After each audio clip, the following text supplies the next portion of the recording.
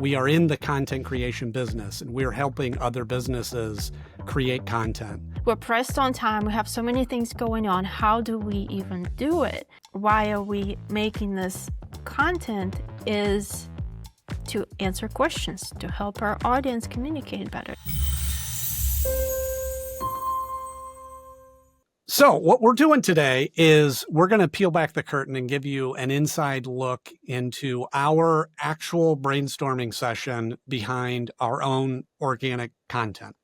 And this is all real. This is all happening right now. And we decided to actually turn on the cameras and actually record it. So Irina is my business partner. We've been doing this for several years, with Moonward Media being kind of the newest iteration of this. And we have done a small batch of content kind of starting off, but we're at a crossroads of what that should be next. So just to kind of frame what I think we want to talk about is, kind of coming up with a plan for our organic content and looking at what the goals of that are. And I want to really kind of remove the guardrails. I want this to be kind of an open brainstorming session. I think naturally we'll kind of talk a little bit about like the logistics of creating that type of content, but I don't want to be limited by what we think we can or can't do at this time, or timing wise or anything like that. And then kind of land on some sort of action items to kind of get the ball rolling. Does that sound kind of where we can start?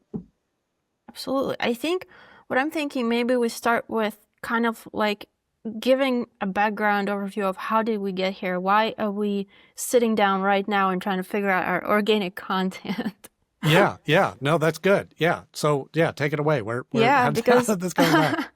I guess whenever we started the transition to Moonward Media, we had a whole list of content that we produced that was very topic based and was very kind of, I don't want to say dry instruction, but kind of very close to that, is like, yeah, this is how you do this, this is how you do that, this is how you do this. And then we ran into this long period of figuring out our target audience, who we are trying to reach, what are we trying to communicate, what that step-by-step process should be for the client who sees our content, and where they go and what they do, and what is it the ideal product that we're offering. So we had to pause because it felt like there was a disconnect between our content and what we were doing. And so now we're at the point where, okay, we're getting clear on the target audience. We're getting clear on what the offers are and what our ideal product and ideal client look like. And so now we're like, okay, we need to get back into producing organic content, because this is going to be the bread and butter. This is going to be the credibility builder and the actual help to our audience that they're looking for, and how we build trust with them as experts. And we had, how long have we not been posting anything? Like several months. Yeah, it's been a couple of months at least, for sure. Yeah. And now we're like, okay, we need to get back into it.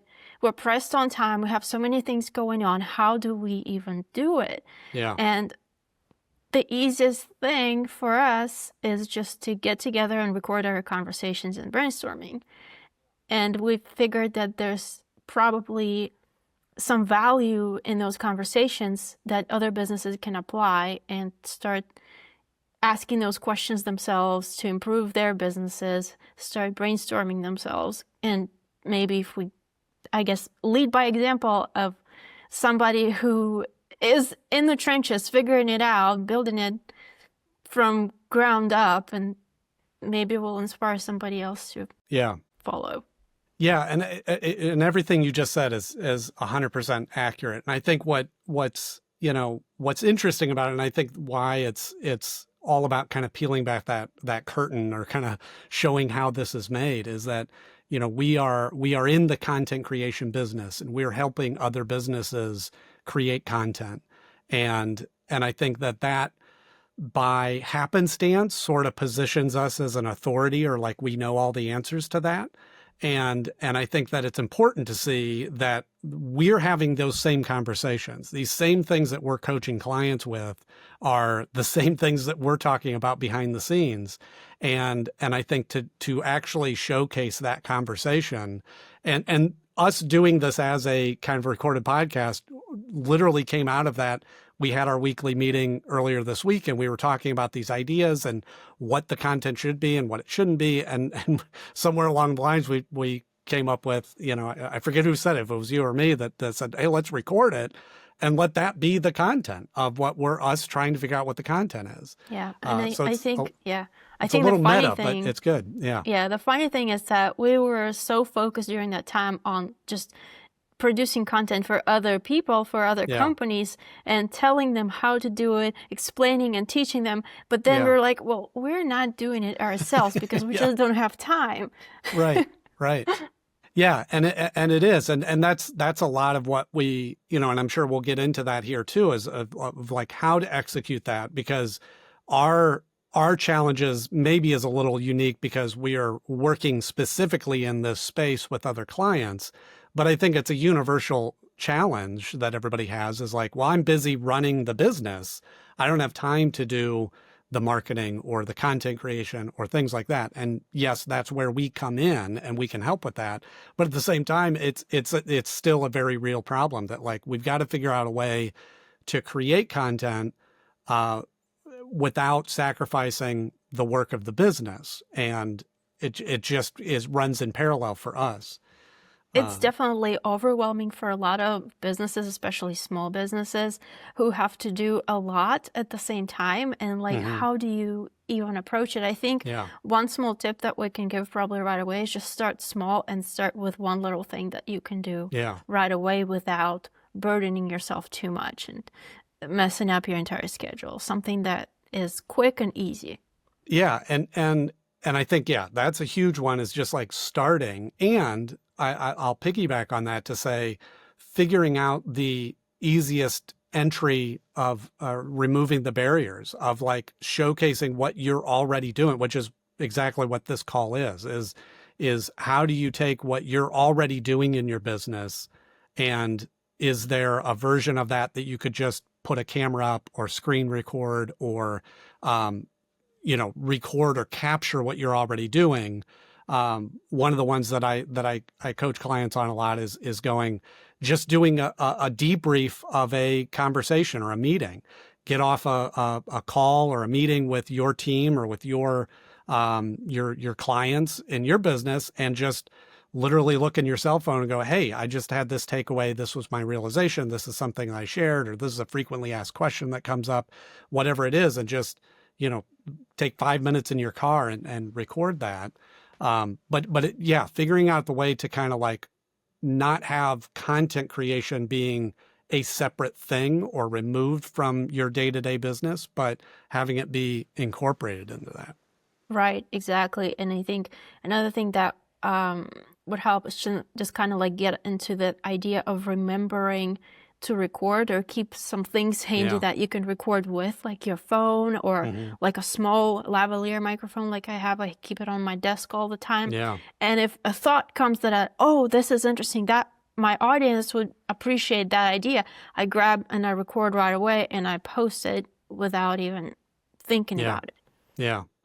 And I think too that, and this is maybe my personal struggle behind this, and because it's something that is in social media and organic content, in the marketing side of things, consistency is rewarded, and just being able to show up on a regular basis and giving your audience or your clients know when to expect something from you. And every Monday we post a video or whatever the case is, and that is extremely valuable. And it's how we build our systems for clients of like creating that content strategy and that content calendar. At the same time, I think one of the things that we ran into with our first batch of content was we were very focused on that. And I think that, to how you were describing it, is like, it just became like kind of filling these buckets of, we need this many pieces of content so that we can post on a regular basis and so that we can keep the content out there.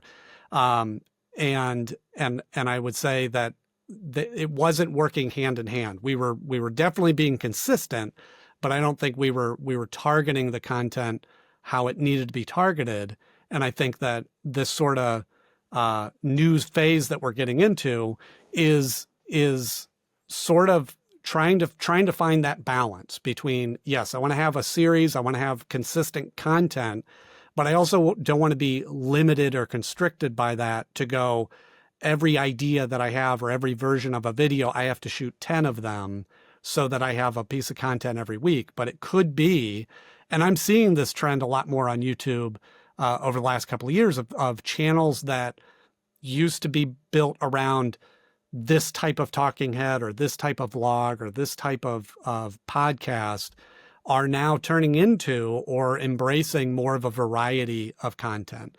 Some talking heads, some tutorials, some explainer videos, and I think that is, again, that's a personal challenge of mine, just given my background of like, I'm always thinking of how to stretch this to make a series and fit into this calendar.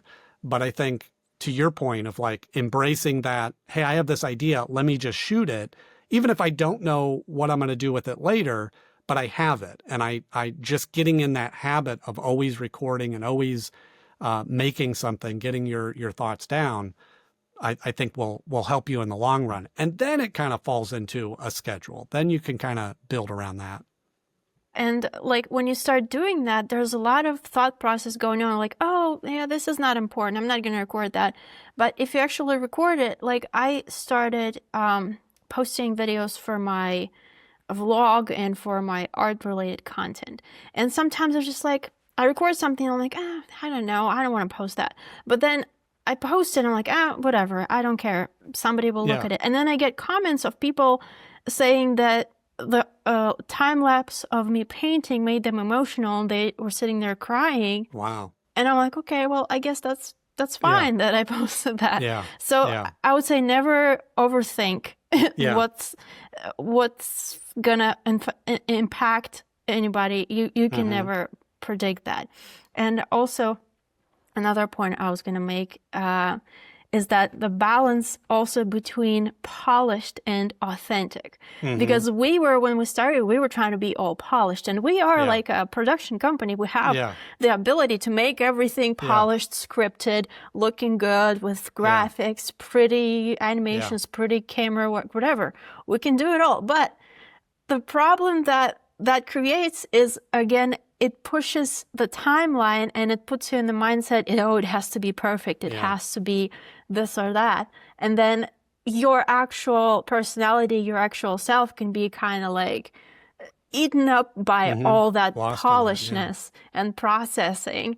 And these days, with all the AI going on and all the over processing and over faking, people are looking for authenticity, authentic voices, real opinions, real stuff that's going on behind the scenes. Yeah. 100%. And I think that, what you were just talking about of like, recording something and not knowing if you post it. It is so important to kind of stop being your own gatekeeper or your own barrier. And again, I hear my own coaching echoing in my head of what I share with people, which is like we need to start listening to ourselves. And that is that, like, especially getting over that barrier of like, confidence in front of the camera or what to say or what not to say, what I look like, what I don't look like. And that's a kind of a little trick or a hack of like, just record it for yourself. Tell yourself when you're turning on that camera, you're not posting it. This is just for you. This is a test. This is a rehearsal.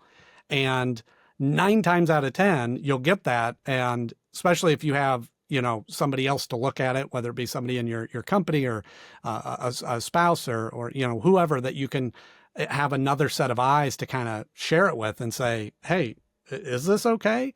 9 times out of 10, they're going to be a much less harsh critic than you are. And we'll go, yeah, it's great. And to what you just said, that because you took the performative aspect out of it or the perfectionism out of it, and it was just you being authentic talking, that that's the stuff that's going to resonate even more anyway. So it's one of those that it's like it accomplishes so many things. It's easier to create. It takes less time. It's, much more authentic. It is much more able to connect with your audience, all those things. And it's sort of like we get in our own ways of like, how do I create it to be, so overly produced? So yeah, I think that's all important stuff. So I think that leads into kind of the first point here, which is, making this, springboarding off of what we started with, is that I think that kind of the direction that we were going, or the vision that we had for our organic content at the beginning of this has shifted. And I think, one, to be okay with that. It's always okay to like try something. I don't ever consider it a failure or to go, oh, that was bad and we shouldn't have done that, because I think what we learn from it and what we were able to kind of pull out of that is valuable. But I do think, to your point, that like we were, I think, maybe more focused on, hey, let's really showcase what we can do as creators, as creatives, as producers, to show off the graphics and the lighting and the clean sound and the camera angles and all of those things. And while I think that's good and it exists and it's out there and it is on the channel now, I think our focus, or our takeaway from organic content has shifted and has changed to go, the types of audience that we want to attract to the video, the messages that we want to get out there, the value that we want to give through our videos has shifted a little bit. So now the question is, what do we want? Who do we want to come find our videos, and what do we want them to do? And this is always sort of our approach, is kind of starting backwards, is going, what's the end result? What's our goal? And then we kind of build and design the content around that. So to me, if you think it's a fair question, it's like, what do we want to get out of, what is the purpose of our organic content? And who is it for? Which I have a lot of thoughts on that question specifically, but does that sound like a good questions to answer? Yeah, absolutely. I think I would start with the fact that, first of all, getting back to the basics of why is it that we do this in the first place? Well, we're trying to help businesses to discover their voice and to communicate authentically to their audience, and to be able to serve their audience from the standpoint of that root cause of why it all started. So it all comes down to what type of value can we bring and how much can we help. So to me, the number one answer here would be, why are we making this content, is to answer questions, to help our audience communicate better, to help businesses connect with their audience on a more authentic level, and just be kind of the go-to experts and trustworthy people who can actually help, even without having them to do any business with us. We can just provide the answers and the simple things they can start doing right away. Yeah. And I think that's huge, because that why, and we've talked a lot about this, the why of doing what we do. And really, I think when that conversation started is what really kind of started this path of like, okay, is what we're putting out there connecting with that why? And if we're truly trying to help businesses communicate and connect with their ideal clients, A, are we doing that? And B, we're not showcasing that in what we're delivering. And to me, the point of the videos becomes about how to communicate, how to connect, and that, to me, it really is about being authentic. It is about, the how do you connect with people and build that trust, which is what we're trying to do with our clients, but I think ultimately is what our clients are trying to do with their clients or their customers, is going, well, people are gonna buy from you if they know, they like you, they trust you. How do you do that? And I think, obviously we're firm believers in video, but I think it goes beyond that yes, video is a great way to showcase those things. But that doesn't come through when it's an overly scripted, overly produced, kind of clean cut sort of approach that doesn't come across, versus what this is, which is just being honest, just going, hey, I don't have all the answers. I have a lot of experience. We've worked in this space for a long time, and we know how to get the answers, but it's a moving target, and it's different for everybody. We're having these conversations with clients now about how to take their personalities and translate that onto screen, and how to translate that into the content. So I think it's the same thing that I think we need to focus on, is how do we capture our personalities and our strengths that can be a value to those that we're trying to attract and help. And I think also, to the point of building that credibility and trust, I think trust and credibility are the side effects of providing the value up front. Yeah. And if you just focus on providing the value and giving the knowledge and allowing the audience to benefit from what you know, and just basically being a good neighbor and helping out your fellow humans to make their lives a little bit better, then the trust and the credibility all come by themselves. You don't even have to focus on any of it. Yeah. They will be there. Yeah. And that's an important distinction, because, I know we've talked about this a lot, is like there are a lot of, there's a lot of production companies. There's a lot of, content creators that are out there that, what we're doing is nothing special. The actual product of what our deliverables is nothing unique. And certainly the information that we're sharing is information that we've learned from other sources and we've kind of cobbled together. I think, we have a unique approach. I think that we have a kind of an honesty and a integrity in how we do our business. I think we have, we're dependable. I mean, you could go down the list of all the criteria that we fit in that, but the actual value that we're providing is nothing unique. It's nothing special. You can search on YouTube and find how to make YouTube videos. And I think that's part of where that disconnect was, is that I think we were sharing information that was good and valuable, but there was nothing in there that set us apart from the 100 other companies that do what we do. And as sad as this is like, the freedom in sharing value with no strings attached is something unique, is something that I want to see more companies embrace, and something that we coach people on, is like, take what you're offering and give it away, and focus on that. The rest will kind of work itself out. And that's the part that, kind of figuring out what that looks like for us.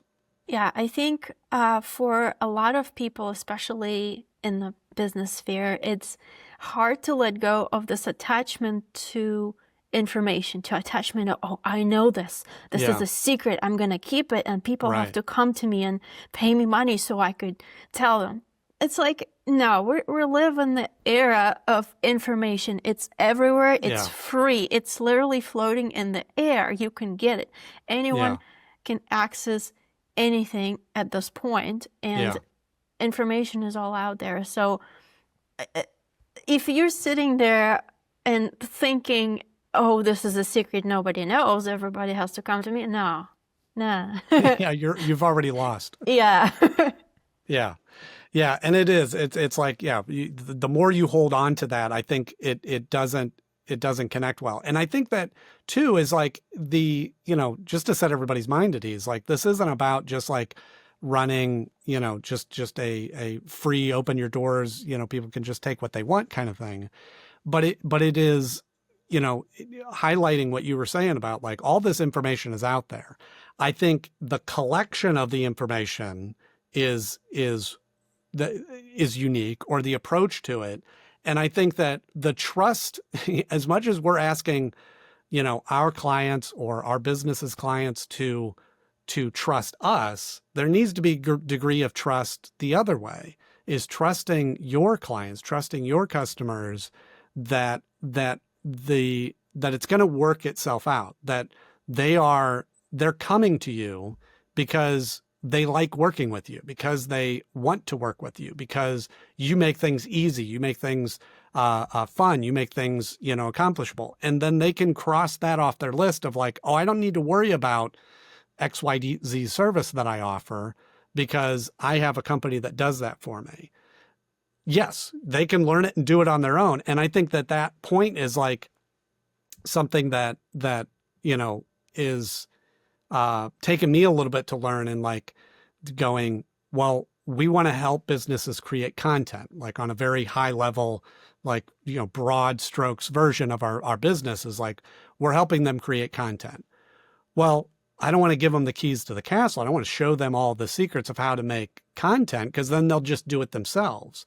And that thinking is just very backwards, because by showcasing, well, here's how to make content, you are showcasing your authority, your knowledge in the space.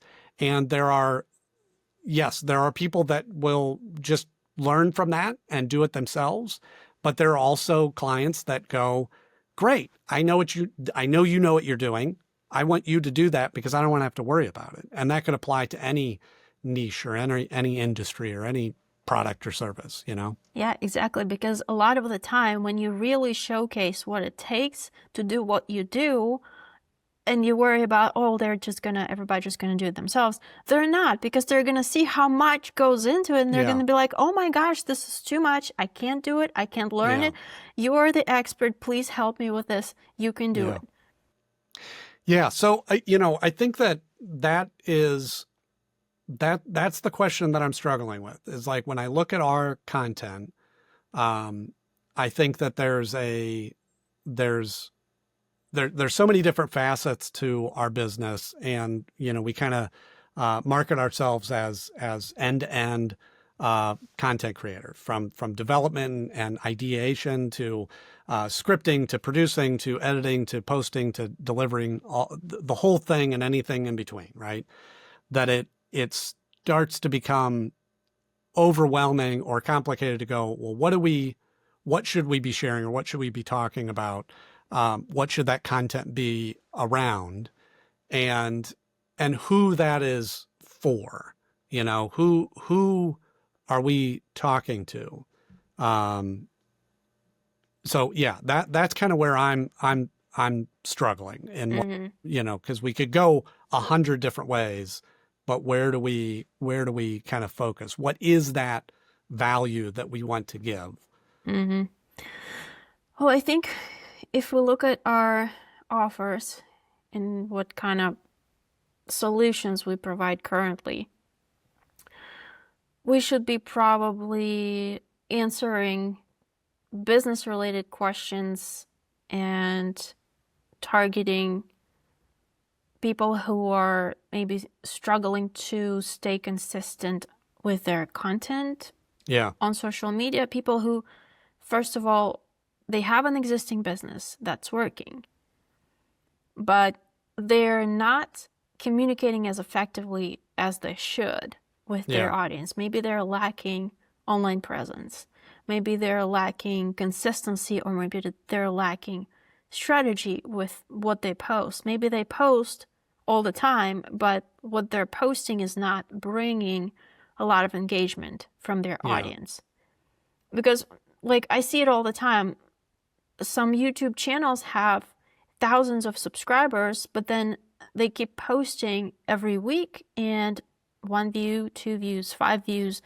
And it's like, wait a minute, you have thousands of subscribers and you only have 2 people watching every Yeah. video you post. Something's up. Yeah. Right. Yeah. It's about getting that content to land or connect in some way or some fashion of like, how do you and I agree. I think that to me, the way that our business has evolved is the actual aspects of creating content, whether that be producing or writing or editing or things like that, have almost become, I don't want to say a byproduct, but the last step or the last piece of the puzzle.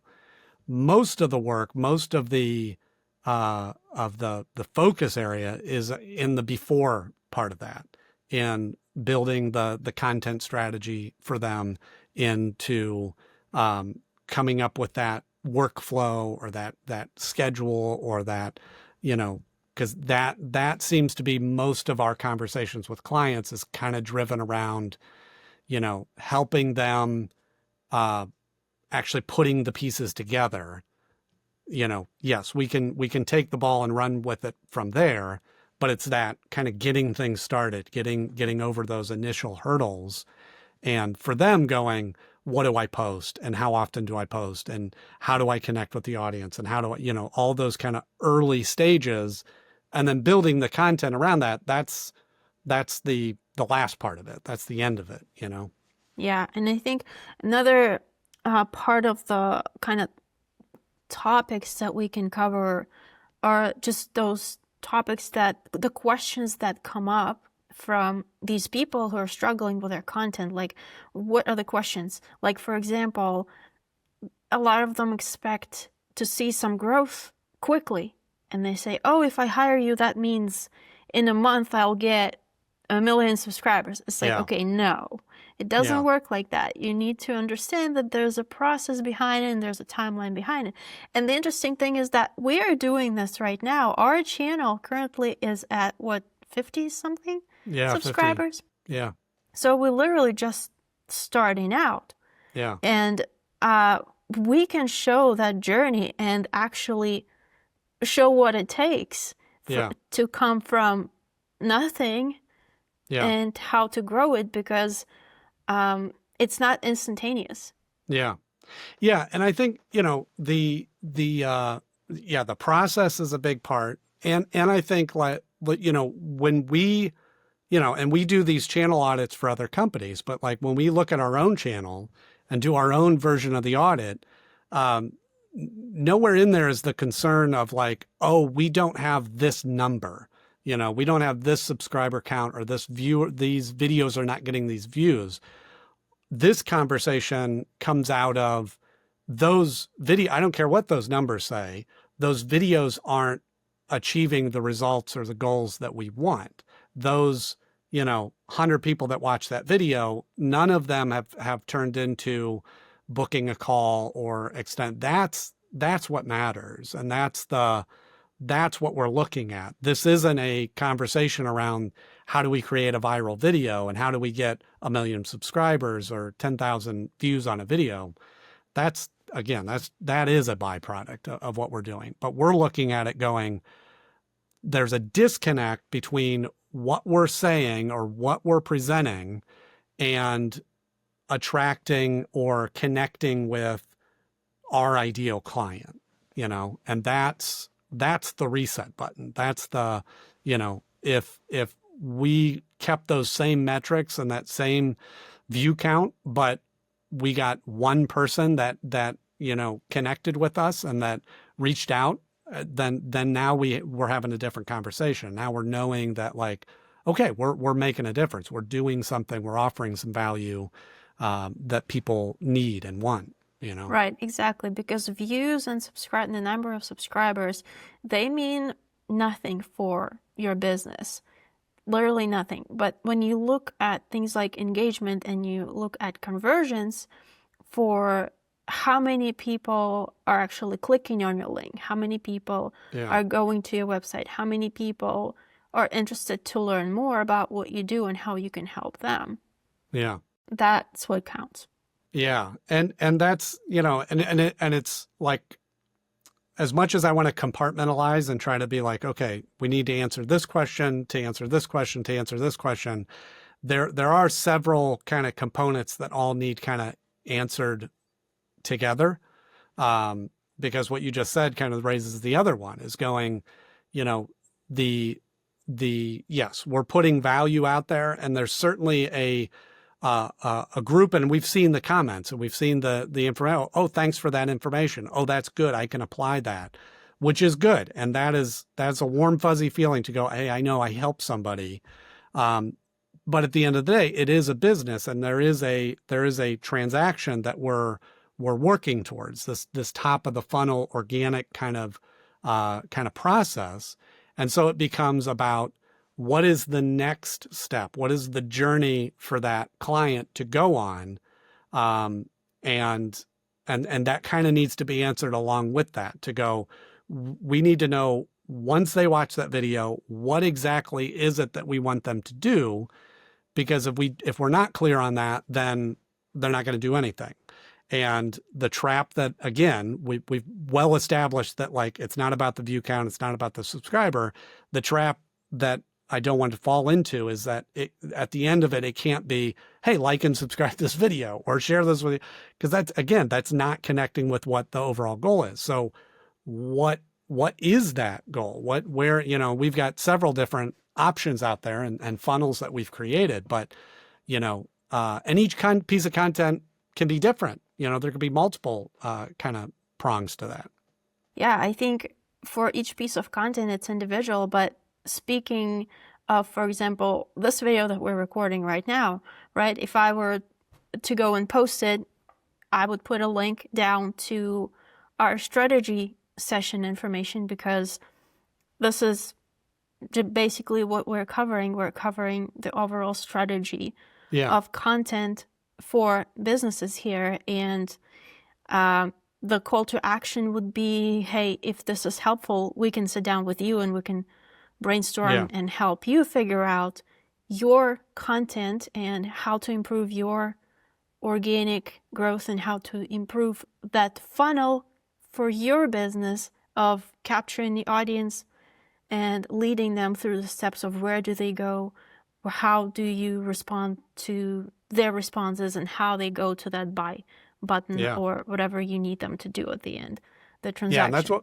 that's what makes this video so interesting, because this is very similar to the types of discovery calls that we have with clients to walk them through this conversation and answer these questions for themselves that result in what we take away from that, to go, here's the guide, which is always funny or humorous to me, that I'm like, yeah, we do this for others. We haven't done this for ourselves, or we haven't really answered some of these questions for ourselves. Yeah, it's so funny. When I was saying that kind of funnel, the image I had in my head, how those pictures, like when somebody holds a picture or a mirror, and then there's a picture of that person holding that picture with a picture in it, and then it goes indefinitely. That's what this feels like. Right. Yeah. And which is the fun part too, because it is, I think, again, what sets us apart, and the value that we bring is about a unique, individualized approach. Is that, if it was a cookie cutter, or if it was like just kind of filling these boxes or checking off this list, we wouldn't be having this conversation, because we would just plug ourselves into that cookie cutter and just start churning out content.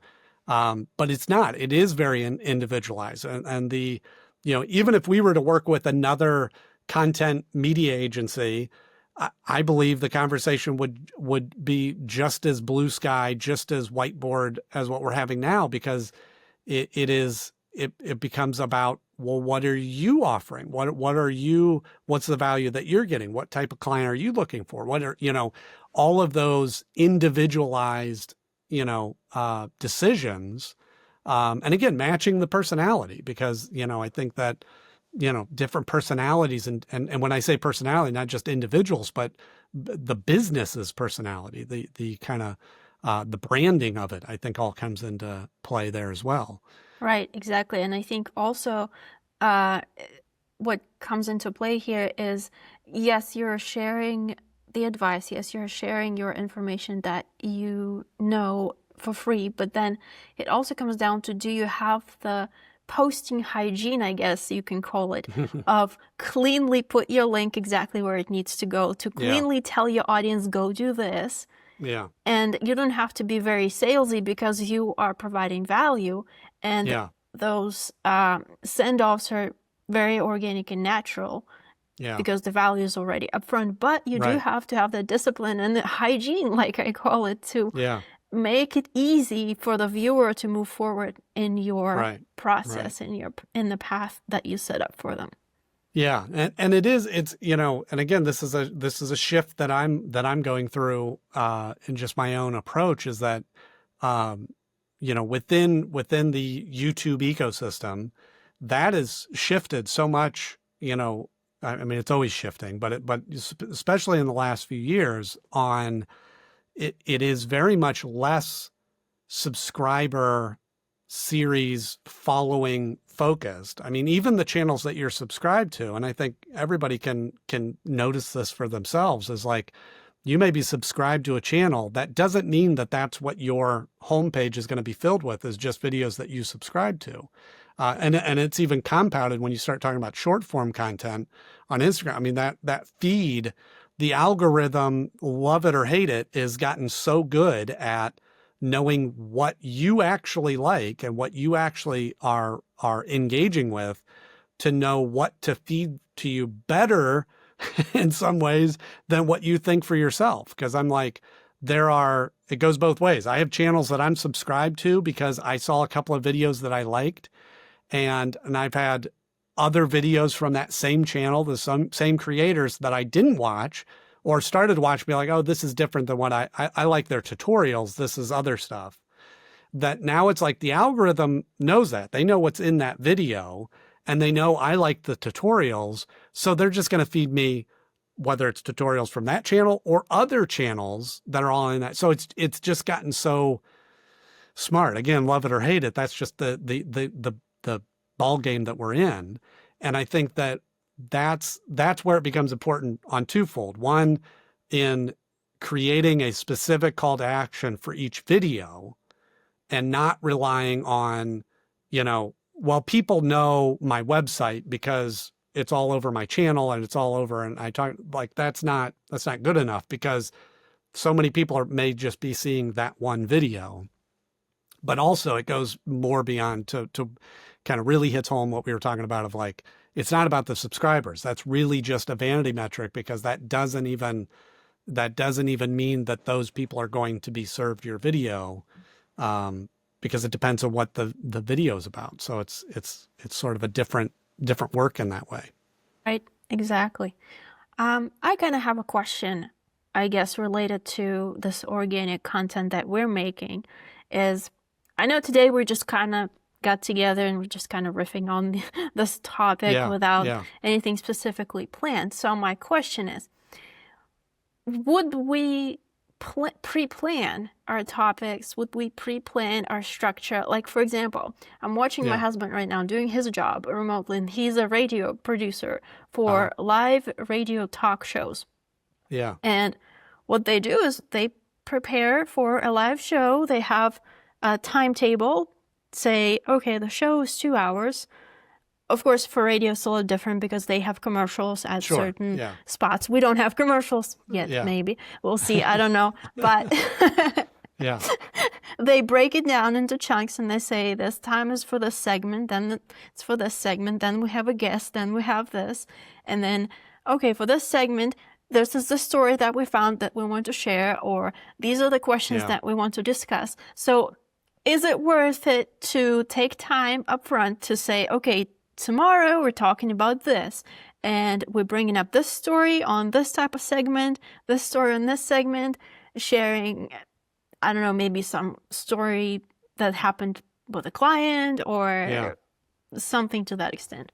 Yeah, that's a great question, because I think I see versions of both. I think that specifically what you're describing, that's a thought that I think we've talked about to some degree of like, I think there's a tremendous value in some sort of live podcast or live webinar, or, whether that's a monthly thing or that's a, weekly thing or whatever, that one, I think kind of removes some of that barrier of now the call to action, if you will, is immediate, because you can get people that are watching that right now and can interact with you right now. I have a question about what you're talking about. Let me type it in and get an answer right now. So there's like, it kind of removes that barrier.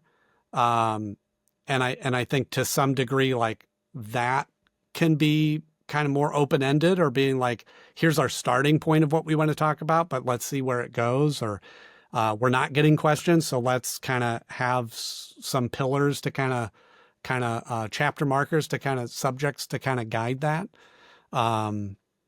So to specifically like what your husband does, like I think that there's some version of that works in our business, certainly, and I think other businesses. And we've worked with clients that do some form of that, and then taking that and editing it later and that sort of thing. And then I think then there's the other version. And again, this is the challenge of kind of social media or organic marketing in general, is like, there is that specific topic driven search, keyword, those kind of things, which do feel like, well, that needs to be very targeted, very specific, I'm answering this question because I know people are asking this online. And that has a high search and a low volume. So that's something we can jump into and get a lot of interest in. So again, I think that goes to the variety of it. Is the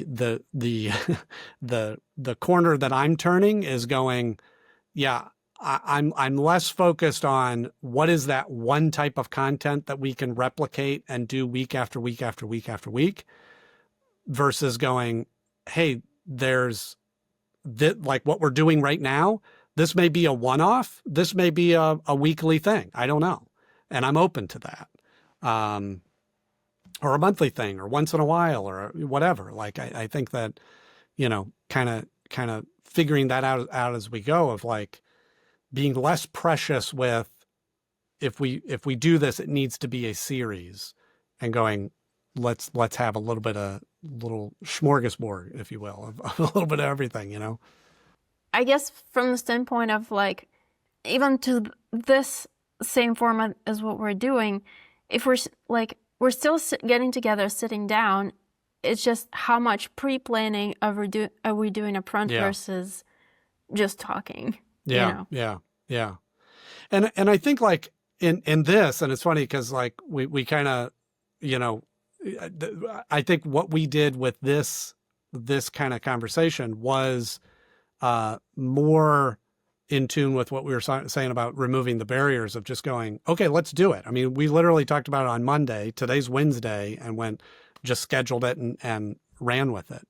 And I think the framework that we came up with on our Monday call was, hey, let's brainstorm what our organic content is going to be. And I'm like, and we're, 45 minutes into it, and we haven't really come up with any answers for that. So like we've kind of circled around and talked about those things. And so, yeah, I'm like, even some of the best laid plans. And I think there is a version where we could be a little bit more deliberate of going, especially when it's topics that we're not trying to answer for ourselves, but we're sharing the information about. This becomes like, the viewers are a fly on the wall going, how does these conversations go? But yeah, when it is more topic driven of going, either our own frequently asked questions, our own version of like, oh, we have clients that ask us this a lot. Let's talk about that. Let's answer that for everybody. Or it's, content creation, general frequently asked questions on the internet that we research and go, okay, we can talk to that. We can plan those out. I think that there's value going both ways. All right. Well, shall we actually get to brainstorming our organic content? Yeah, I agree. I think, yeah. So let's start the ball rolling on that. Is that I think that there's like this kind of abstract view of organic content. And I think we're kind of ourselves kind of working our way through that cloud or that fog to go. I think even with clients, like that idea of organic content becomes very vague to them of like, do I just post random stuff or do I, do I have a plan or do I have a goal in mind? And I think just to kind of start the ball rolling, I'll pick up where we kind of left off on Monday, which was saying, I think there's a tremendous value to showcasing what we do in the format that we choose for those videos. Some of the things we talked about was like, we have a tremendous, see a tremendous value in creating a podcast format or video podcast format for clients. So let's create content around video podcasting by using the video podcasting format. Same thing with vlogging. Vlogging's a bit much more specialized version. I mean, that's a maybe an advanced content creation technique because it involves more recording, but the clients that works for, the clients that connects with, we should have our own vlog that showcases how to make a vlog. Just as a couple examples that I know we talked about. Yeah. Can we go step by step? Because you said, since we're actually brainstorming, I have a pen, I'm actually making notes and everything. Great. Yeah. So I'm going to take action after this. So you said video podcasting. So great. Let's talk about that. We are literally doing it in the podcasting format right now. So this is what we're doing. So this could be what we talk about every Wednesday when we record this, maybe. Yeah. And we say this is how or one of the topics that we talk about on those, and we kind of say, hey, okay, how about maybe next Wednesday we talk specifically on how to start a video podcast? Yeah. Because we just literally did that, in one day, Right. So I think, okay. So to kind of branch that out, is that going along that example that I go, this is a perfect example of that question that's floating around for me is going, there's a lot of different angles to go on that. I think that there are, again, thinking of our ideal client, what they're searching for, the answers that they're looking for, and how we get in front of them to give them that I go, if so there's this angle. There is, I want to create a video podcast for my company, for my business, for my service, whatever. I don't know how to do that. So there is a practical nuts and bolts how to create a video podcast. And, like we could certainly talk about that on the scale of that. Here's the tools we used. Here's how we did it. Here's how we literally had the idea on Monday and are recording this Wednesday. Like what did we do? What happened between, those 72 hours that made us be able to hit record today? So there's that version, like the nuts and bolts, how to do it. Then there's certainly the high end version of like being in a studio and having couches set up and lights, and like we can talk about that. Then I think, which again, I think there's 100 videos out there that showcase that. Then I go, there's a question of, and this is a little trickier. This is where organic work really comes into play, is going, I don't know what content I want to create. And our answer is, have you thought about creating a video podcast? And here's the whys of doing that. We'll talk about the how to, or we'll talk about the, actually doing it, but connecting with the audience that goes, well, I want to create content. I'm busy. I don't know where to start. I don't know how to just turn on a camera and talk. how do I make content and get a big splash from it, which is where we see a lot of value in video podcasting, because this can be turned into a lot of different things. So I'm like, there's that question of people aren't searching for how to make a video podcast. They're searching for what content should I create? Our answer is video podcast. Just as two examples. And I think there's even more beyond that.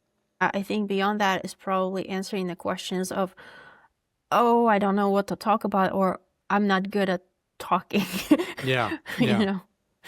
Yeah. And again, I'm like that's, that becomes the how-to of it, on a creation side, or like a development side of going, this is my answer to clients when they say, I'm not comfortable, memorizing a script or reading from a script, or, I get intimidated when I'm just like looking into a camera and the lens and all these kind of things that are intimidating, to go, great, have a conversation. You've been on a Zoom call before, right?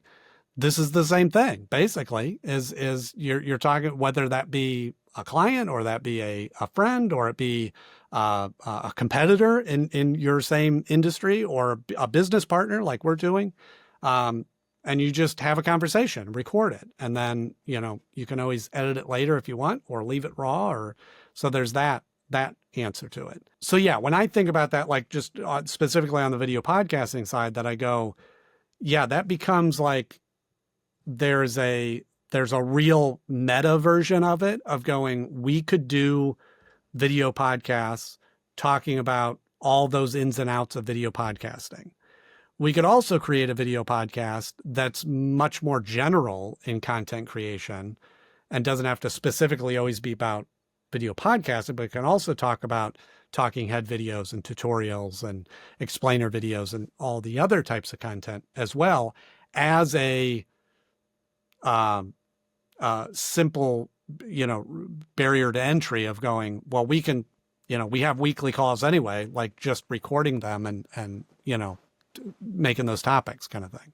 Right. So that makes me think, well, why don't we just take this, what we started today, we repeat it every week. We set a schedule for every week. We have a call at this time on this day, and we record, and then we talk about like the certain set of topics that we maybe rotate. Like maybe one week we talk about video podcasting, the next week we talk about vlogging, the other week we talk about frequently asked questions on starting a new YouTube channel or something like that. And kind of like we have that rotation, and then we take these and we put them into a video podcast format, and then maybe we also show and explain people, how do you publish your podcast? Where do you put, and we actually go and publish it on, like, I don't know, Spotify or like whatever podcasting platforms, and it's on YouTube, and it's everywhere is connected. And how do you do that? And it's all kind of connected, and then it becomes, okay, we are doing it, we're talking about it, and now whoever is following, they can actually watch, again, the same point, they can watch the growth from zero, because this is literally episode number 1. Right. Yeah, I think I like that idea. And I think, as you were describing that I'm like, I think we could even,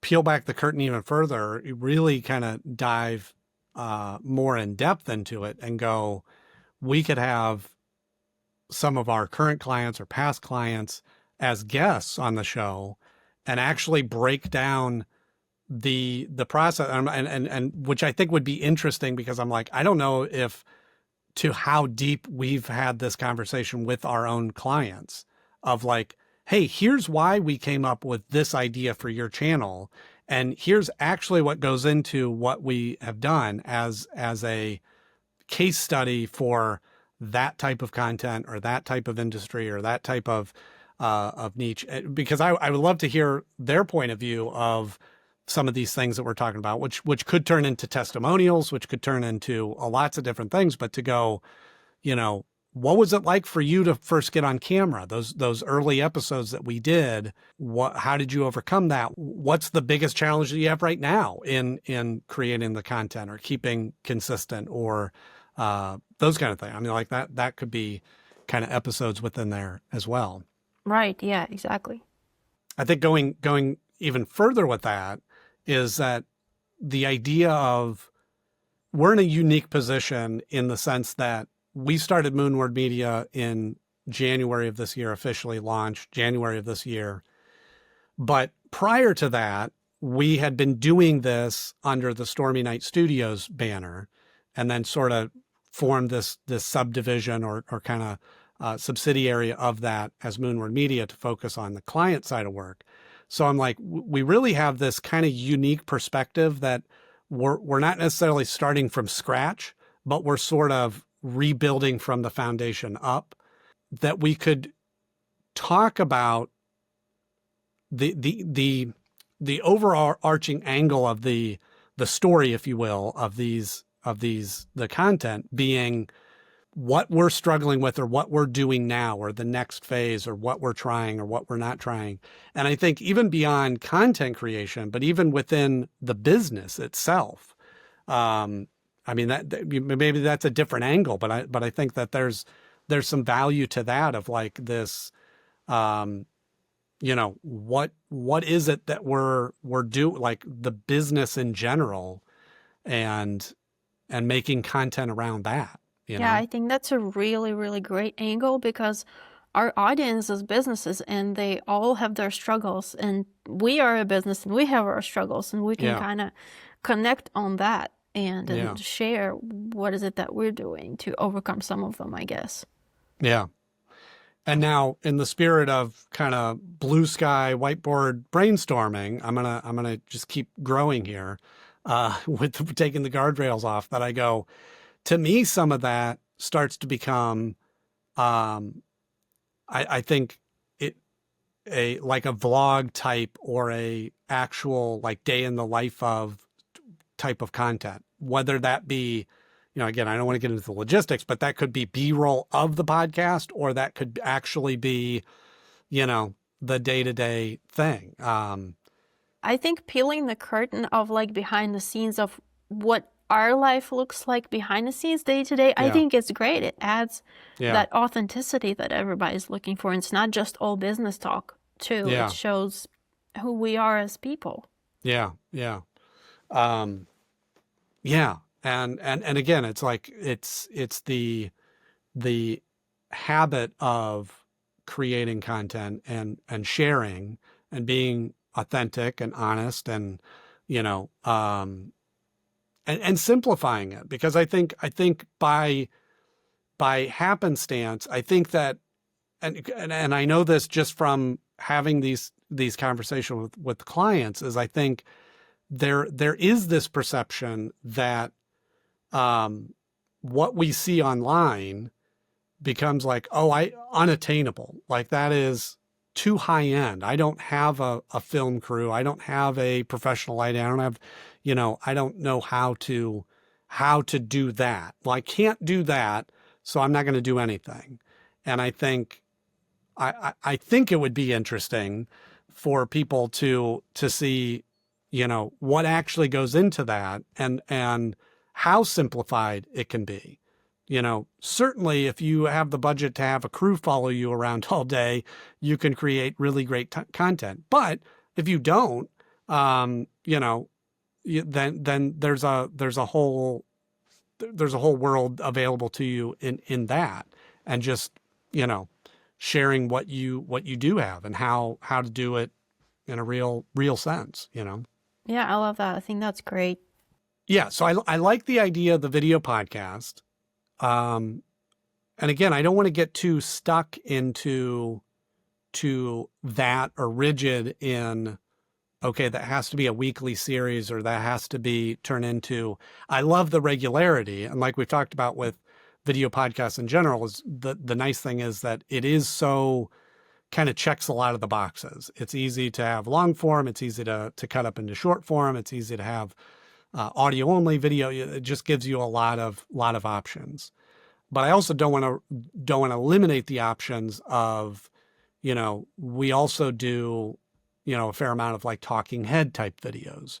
which is kind of what our content was focused around in our initial batch. And I think we had some really great kind of breakthroughs in how we approach that, in doing scripted versus unscripted, or just kind of leaving the mistakes in, talking into the camera, taking some of the polish off. And so I see a tremendous amount of value in that. We also explored that idea on Monday of like this kind of off the cuff of like, hey, this is a topic that I'm, we either run into a lot, or I feel passionate about, or I want to share, or I want to, just look into the camera and talk about, or answer and I say answer questions, but I don't even know if it's answering questions as much as it's just, I have a perspective, or I have an opinion, or I have thoughts on this idea or this aspect. The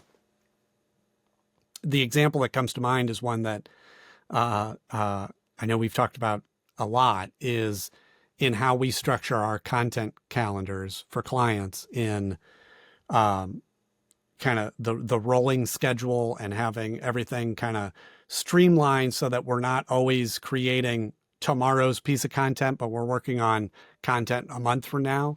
And that always seems to be a concept that's not clear to clients at first. And so that could be a topic. That could be something that I could talk about ad nauseum, to like set up a camera and go, here's why we do our content schedule this way, and here's how to do it, and here's how to, and we recorded a video that was scripted kind of around that. But again, it felt a little stuffy. It felt a little like kind of produced, versus more of a organic, kind of free flowing idea behind it, Yeah, I really like that idea, but I guess the first thing that comes to mind for that is like, are we actually going to do that? Like, in terms of like, are we actually going to take the time to do that? Well, this is a great point, and something I wasn't sure if we were going to get into or not, but like, this is the balance, is the how do you create some consistency in your content at the same time of not becoming too static in that, like I was talking about before, is that there is, the video podcast format. I think it's great. I think it's easy to create that consistency. My concern is to go, and maybe the answer will come in time, but I go, that format is not for everybody, and not everybody will sit down and watch an hour-long video. So then I go, does it become a post-production thing of like, we need to cut this into clips? Or does it become well, we have that type of content, we have that version, but then what's the other version, or what's that, one-off, or that other type of content? I was just going to jump on cutting into clips. I'm like, yes, cut into clips 100%. Because that immediately gives us a different additional format for free, quote unquote, from something we already created, that gives us shorts, and shorts perform on a different level and capture a different type of audience that is not going to sit for an hour and watch the entire thing. Yeah. But they can get some nuggets out of the short clips. So yes, definitely cut into clips. Again, I definitely like the idea of recording these like talking head style, or look into the camera and talk, or even show something on my screen and explain the process, or explain something, or have notes that I look at and explain. I guess my objection was just like, I personally feel like that's how I work. If I don't have something set on my calendar to say, on this day at this time I'm doing this, I'm not gonna do it, because a million other things are going to come up, and it's gonna be like, it's a nice thought to do this, but I'm just gonna do this instead. Yeah, and I think that's that's a huge point. I think that is that in itself could be a topic of a podcast, is this idea of, because I have these conversations all the time, is like, and I'm thinking of a current client right now that we're talking through this, of like, they're very busy. They have a lot going on. There's a lot of other things that are happening. They want to create content. They need help creating content. And how do we, I'm constantly racking my brain of like, how do I remove any distractions away from that? And I'm also the same way, that I'm like, if it's not on the calendar, I literally this morning was, kind of plotting out my day, and kind of, I had a couple other appointments and calls and things to get on. And I'm, again, this could be a whole topic in itself as well, is that, I try to schedule my time like a focus block of like, just, this is my accomplish this work, remove distractions and do it. But because that's only set by me, that's the first thing to get shaved up or, cut up, or go, oh, I really got to schedule that call with this, or I got to follow up with this thing, that it goes into that time slot. And I was looking at my calendar today and I saw this on the calendar and I went, well, I can't schedule this thing during that time, because I'm accountable to you, because Yes. I was like, I'm not going to contact you and say, oh, I need to move this or let's cancel. And I think that there's tremendous value to that, of the accountability, and the, as much as I'm like, oh, I want to schedule my own time, it's very easy to, cancel something on myself, than it is to cancel something with somebody else.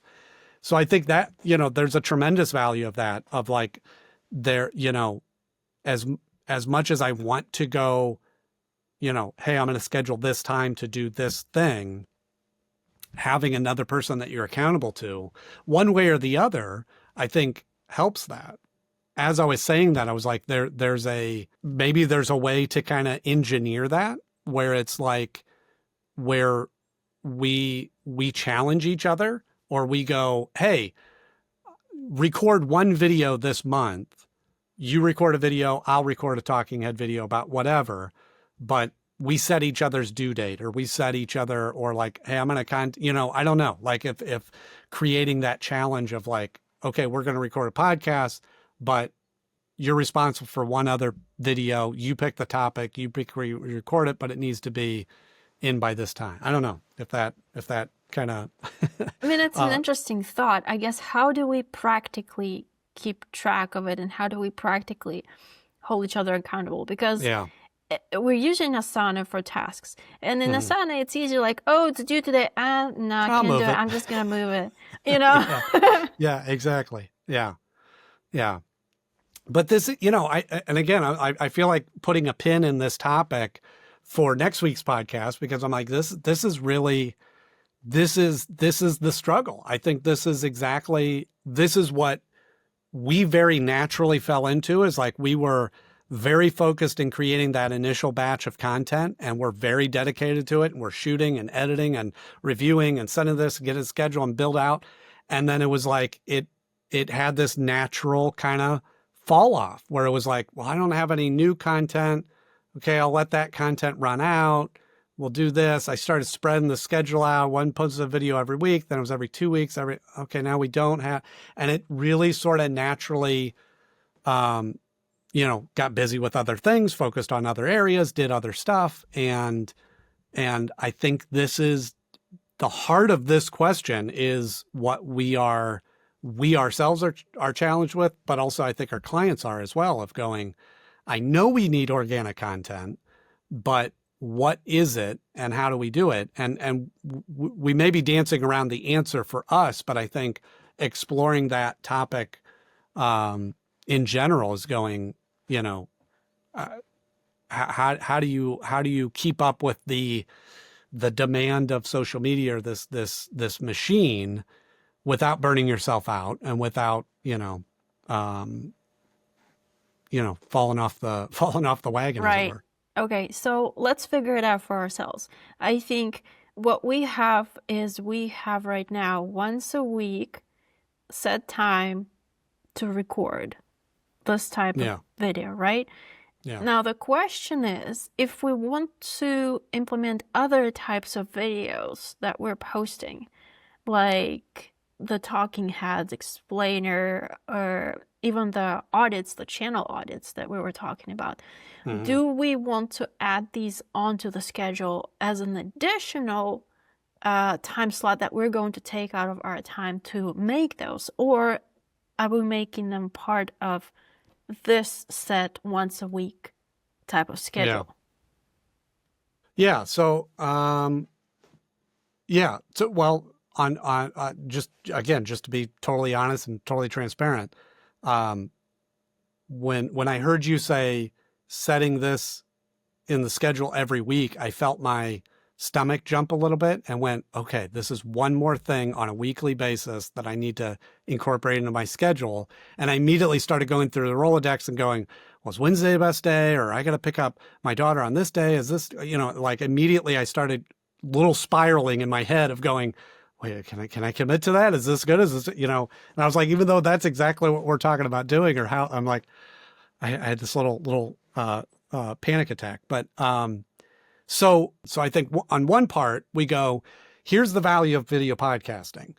One session, we're now at an hour, 17 minutes. This could be 5 15-minute videos, right? I mean, this could be a month's worth of content posted weekly easily, right? So then I go, well, could the video podcast be a monthly thing?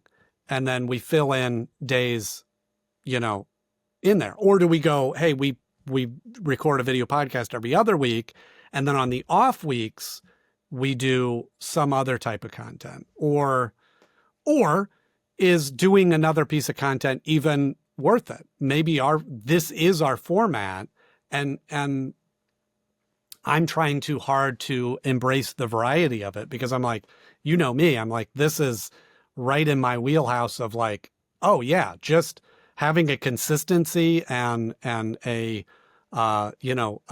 television show, talk show back and forth like this is right in my sweet spot. So I'm like, it feels like I'm trying to pull myself in a different direction, and maybe that's not what we should be doing, Right. Okay. So, let's continue trying to figure this out.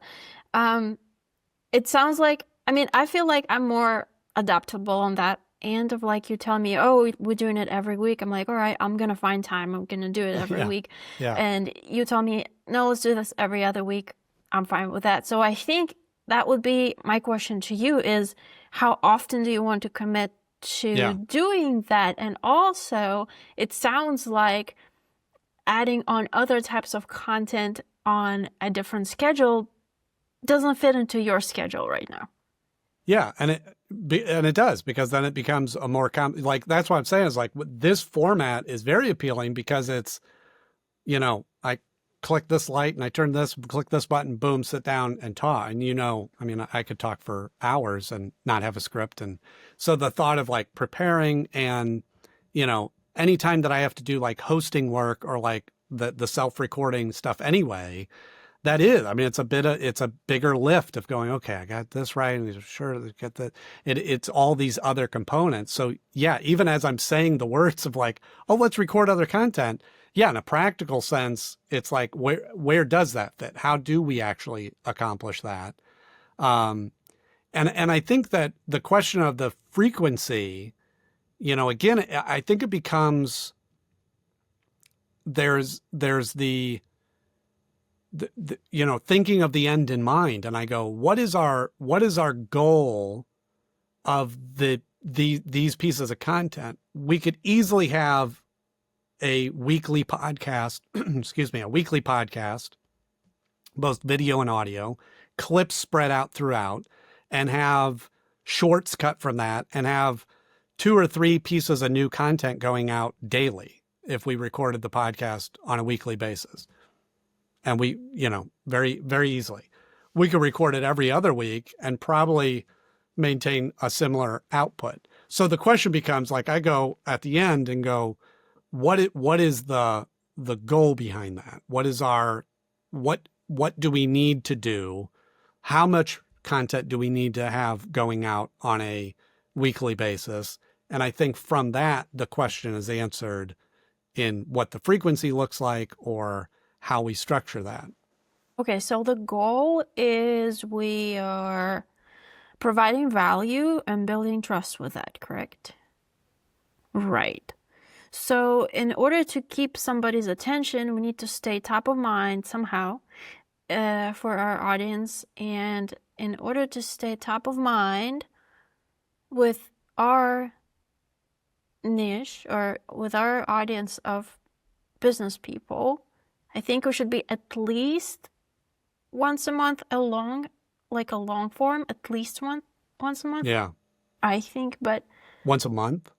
Yeah, like that's like the yeah, that would be the very bare minimum. Very low entry point of like, oh, I don't have any time. Okay, at least let's do this once a month. Then it becomes, okay, what's better than once a month? Every other week is better. And then every week is great because I think the way that business people operate is they have their weekly routines that they fall into and they follow every week, and they say Monday, Tuesday, Wednesday, whatever, I have these set schedules that I follow and I fit this content into my weekly schedule, and it's easy for them to consume content in that way. So ideally, I would say once a week, but can we do it? Yeah. Well, I think, yeah. So then it becomes what the output of it is, because we're big too on batch capturing and that. So I go, whatever the frequency of what we're trying to deliver doesn't necessarily equate to what we're trying to produce. So, even if it is, we sit down for a session and we record 2 episodes, quote unquote, or we record one session and chop it up into pieces, parts of how that's being released. Because I agree, it's always going to be the more frequency that you can get in front of anybody. I mean, there's only good value that's added to that. For me, I go, I think of everything in terms of forever. And I think that it's important to go, hey, let's try this. Let's execute on this. Let's go, hey, let's record every week and see what that does. And if that goes for a month and we go, this isn't working, then we reevaluate. If it goes for 3 months or become, and also the keeping in mind the end result of going, I think the top focus of going, we want to help businesses and give value. I think you can check that. I mean, I like just thinking about what we talked about today. I'm like, check that off the list. Like there is somebody that's going to connect with what we're saying and be in a similar boat. And we've provided answers or ideas or just a different perspective on those things. So I'm like, I feel good about that. And I think it would continue that way. Then to go, as a business of going, yeah, we want to connect with some of these people that are looking for the solutions that we offer. I think that's the TBD. That's you start putting this content out there. Again, going back to what we started with, is like not, taking off the guardrails of what on ourselves and just going, let's put this out there. Let's execute on this idea, and being prepared to shift. If we do this for a couple of months and we're putting out videos, 4 or 5 videos a week from this and short form, and we're on all the platforms and we're still not connecting, or people still aren't booking a call or getting our strategy guide or whatever funnel there is, then we have another conversation. We go, okay, what's not working? What can we do different? What is not, how is this not achieving those results? And then we shift. And then, again, not being precious with anything and just going, this isn't a vanity project to go, oh, I have to be in front of the camera, or I have to be in a podcast. Like, just going, okay, it's fun, but it didn't achieve what we need. Now let's, just like we did with our first phase, So I guess I have a question from the standpoint of you had experience with running or producing other podcasts, and Yeah. what are the benefits, or should we implement this from the standpoint of cutting, let's say today's episode, right? We're discussing different things, cutting it into longer segments. Like if we're an hour and a half, if we cut it into 15-minute segments and post each segment on different days, what does that accomplish? Does it help? Is it necessary? Stuff like that. Yeah, the benefit of it is we can title the episodes or the clips for specific search terms. Like now it becomes a search optimization. Now it becomes, going back through this episode and going, okay, we talked about this topic, we talked about this, we talked about this. So it targets. So each video now has its own legs out there to try to attract an audience, versus the whole episode needs a pretty broad title or a pretty broad topic, because we kind of talked about a lot of different things. In the podcast, like the audio only podcast world, I think that people are more apt to listen to every episode, or like you were describing, is like, hey, every Tuesday on my commute to work, I listen to this show. Like that becomes more of a routine. And so like the longer form in that definitely works stronger in there. Utilizing YouTube as a search engine, start going, like what we've just been talking about, pros and cons to video podcasting. Well, that could be its own 10-minute segment of this episode. Now there are people that watch the full length episodes on YouTube. So I usually have posted both to go, here's the long form, here's the clips.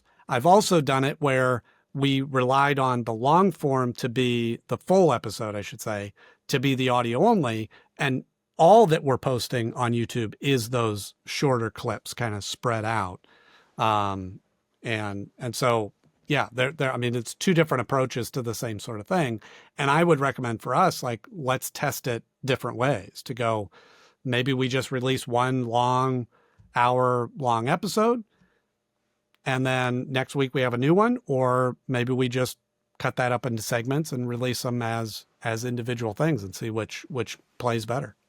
Maybe we test it out for, like, let's say for the first month, we just only post full long episodes once a week, and then see what it does. And then the second month we start cutting them up and like posting one full one and then spreading out the shorter ones somehow, and see what that does. Yeah. Because I think every channel, every kind of subject is different, and and it's a little bit of guesswork of going, what is it that our ideal clients are looking for, and this is very much like a deep dive and full immersive, like meta content creation style podcast.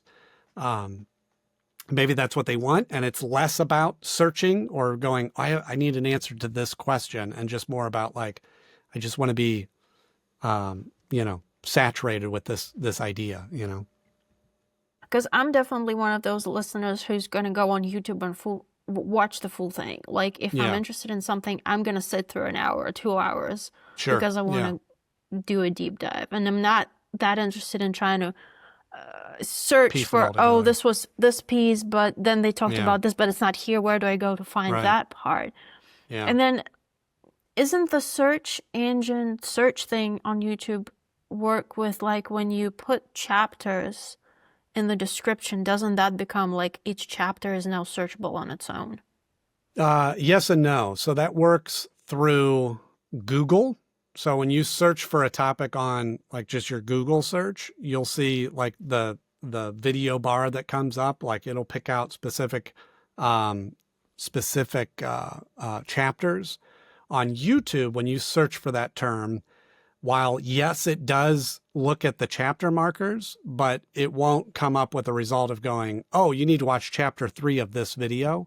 So what happens sometimes, and I don't know if this, I'd be guessing if I tried to say that the algorithm takes this into account, but in my experience is it seems like if what somebody searched for is chapter 5 of this 1-hour video, people are going to click on it and start watching the beginning. And unless you really are giving them confidence that that's what you're talking about at minute 40, or they scrub across the timeline and see where your chapter markers are, that they may click off, or they go, oh, this is about something else, or this is about a broader thing. I don't know why that came up in the results, kind of thing.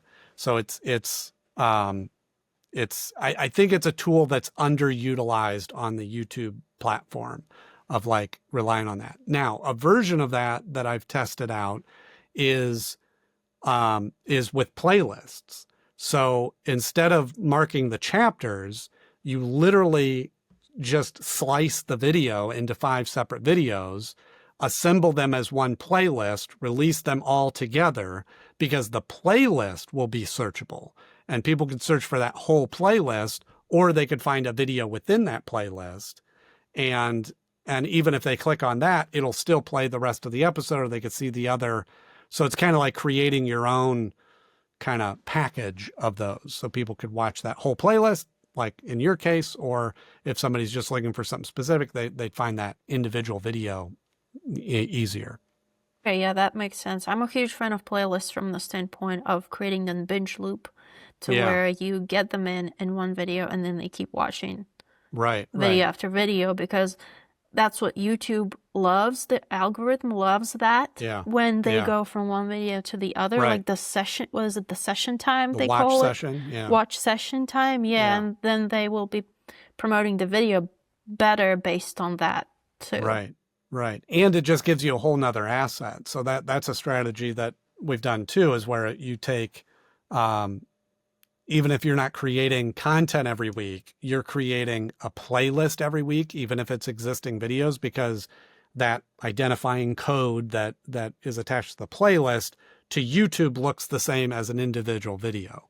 So even just creating playlists looks like more watchable assets to them as far as the algorithm concerned. So you kind of hit both of those at once to go, oh, I posted 5 videos and a playlist. So it's all the same components, but it looks like another asset that can all be searchable and all be watchable, So it sounds like we do need to be cutting the long videos up and maybe even posting them at the same time, like post the main one and then also post the playlist of the parts too. Yeah. And really, I mean, that gets into the, like, the kind of best practices algorithm stuff. And I think, that there would be a lot of different ways to test that. Try it this way, try it that way, try it, because that's all just a lot of guesswork of, like, and changes. It's like, oh, that works today, tomorrow that's not working, or that, but yeah, I think in general, of like trying this format and going, let's give that a go and see what happens, see how that goes. And then being prepared to make adjustments and kind of, shift on the fly as we need to. Okay. So my question is, are we committing to recording once a week in this type of format? And then we can figure out the other formats as we go, because I think the main component of this right now is both of our time and especially, like you already talked about, you had a mini panic attack of recording every week. We don't want to have those panic attacks all the time. So we need to make sure it's doable. Yeah, I think there's a logistic side of figuring out the best version of that. I think, finding the right time, the right day that can be like a reliable, this is an ongoing thing. And like you were saying, once it's in the schedule, then like going, okay, now I just schedule everything around that. I think that something that we should answer or figure out, whether that's now or on the next episode, is what success and not success look like. I don't want to say failure, but like what success and not success looks like, and how much time we give that. Um, I'm I'm I have a bad habit of like running things into the ground or trying to push things too long. So I don't want to be 6 months into this and go, oh, we have not, we keep hoping the next episode's going to hit and it just doesn't. So I think to set ourselves up for success of going, what is a successful goal that we can attach to this in a timely fashion, to go, if we do this for 3 months and we have, whatever, I don't want to like name anything, but like we have a positive confirmed lead from that, or a downloaded our lead capture once a week, or some version of some metric that we are looking at, because it's not about the views or the subscribers, which is the trap too. Because it's like, if we get into this and we go, oh wow, we're watching our subscriber count go up, 30-40% every month, but like you were describing, but the views are still down, or people aren't following the link and clicking and going anywhere else, then we go, are we now just doing it for the vanity metrics, or do we have the opportunity to reset and go, well, we're not getting the actual, results that we want, I think for me to answer that, we are in mid-October right now. So if we give us until the end of this year, because there's holidays and everything, so that gives us like, what, 2.5 months before January? Yeah. Minus holidays, that's like 2 months. Yeah. Probably, of actual data. Yeah. To me, I guess a meaningful metric would be to see people taking action on whatever that follow-up is that we're putting in. Go download the guide, or go talk to Cosmo, or right. whatever the next step. I want to see people taking action on those steps that we're providing. Yeah. I agree. And I think, I don't know what that number is. I don't know, if we need a specific number, or if it just needs to be a, if, by the end of the year, one person follows through, or if that we have something more about that. But, so I think that's, I like that idea. And kind of giving ourselves a reset, because I do think, I think as we get into the holidays, this schedule is going to be even more difficult, just being practical. So I think to go, hey, let's run up till, holiday break, or till, whatever. And then because there'll be an offset of when we record the content to when it posts, and let that run out and say, okay, now let's evaluate it and see where we're at. Yeah, so maybe we just commit straight up until the holidays of doing it this way, like once a week, this type of format. Maybe we break it down, chop it up, shorts or segments, whatnot, and then evaluate the results and evaluate the action, how many people took the action, clicked the link, and all that. And then kind of go from there of what needs to be adjusted. Sure. Okay. So, do we want to kind of establish some sort of schedule now, or kind of figure that out as we go, or? Yeah, I'm ready to establish a schedule if you are. One of the things I'm thinking off the top of my head is if we can combine this with our kind of weekly check-in.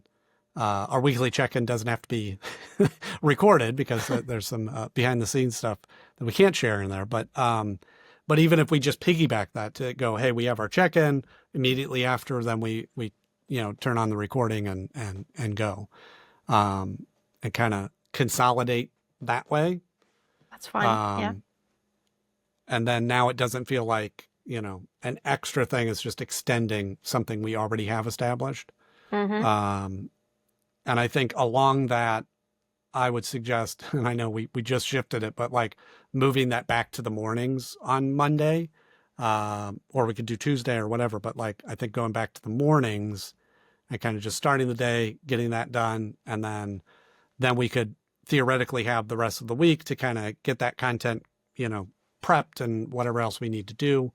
And yeah. So yeah, that's that kind of totally my works for proposal. me. And I do like mornings better. Yeah. Yeah.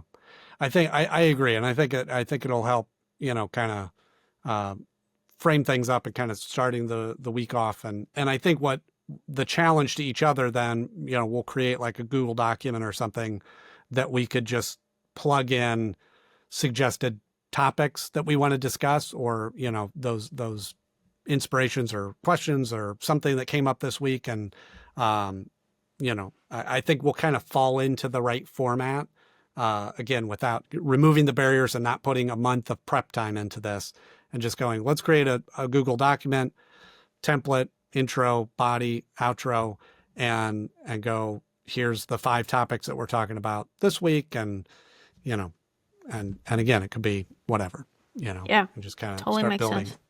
I'm fully on board with that. Cool. All right. Well, then that's all I want to do then. Well, so, and again, we kind of talked about this briefly, but like, yeah, so closing out this first episode, if you have heard this and stumbled upon this first episode, welcome. Thank you for joining us. And this is what we do. This is sort of the behind the scenes of what we do in our business and what we want to help you do. And we're going to put a link to be able to download. Where do we want to send them? Let's, this is all like real. Let's have to schedule our consultation or to sign up for our channel audit. What do we want? Oh my gosh. Yeah, that's a good question, because we can do a consultation, or we can tell them go talk to Cosmo. Yeah. So let's this is so funny. This is for this first one, I would say let's go to Cosmo. That's something new that we're working on. This is your marketing assistant.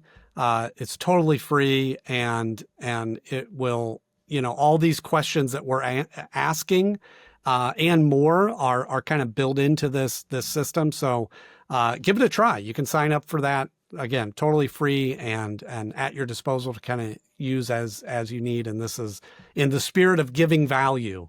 That's what we want to offer you, is just this free gift that we've been working on over the past couple of months of to kind of help you with your marketing needs.